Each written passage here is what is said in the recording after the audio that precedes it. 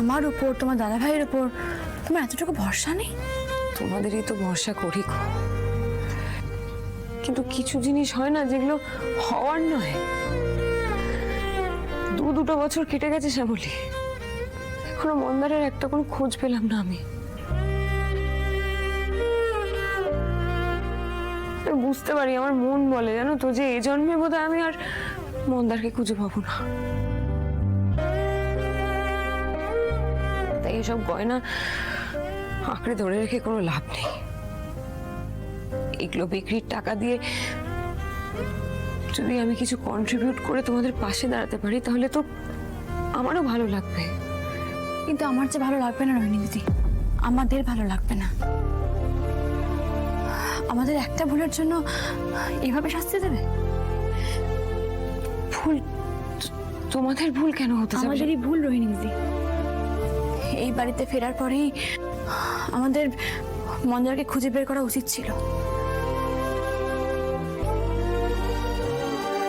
কিন্তু এমন এমন সব ঘটনা ঘটলো যে যাকে আমি তোমায় একটা কথা দিচ্ছি রোহিণী দিদি, এই জোড়া বাড়িকে একটু দাঁড় করিয়ে নি, তারপর ঠিক মন্দারকে জোর কদমে খোঁজা শুরু করবোই।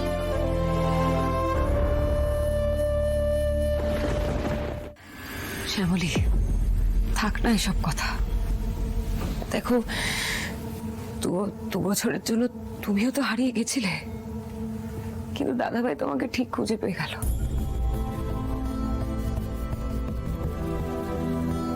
যে পাওয়ার হতো আমিও মন্দারকে পেয়ে যেতাম।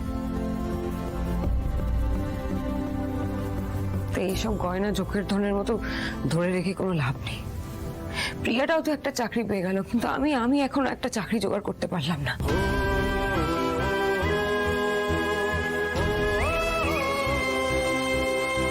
শ্যামলী, এই গয়নাগুলো বিক্রি করে যে টাকাটা আসবে সেটা তুমি তোমার কাছে রাখো। তোমার দরকারে অদরকারে তুমি ব্যবহার করো, কাউকে কিছু জানাতে হবে না। আমি মরে গেছি নাকি? আমি কি মরে গেছি? কেন পাগলামো করছো? আর রোহিণী দিদি, আমি বিশ্বাস করি না যে তোমার মতো একটা মেয়ে চাকরি খুঁজে চাকরি পাবে না। এটা আমি বিশ্বাস করি না। একটু সময় দাও। দাদু আজ বলছিল জানো শ্যামলী, দাদু নাকি আর দুধ রুটি ফল খাবে না, তাতে নাকি খরচা বেশি।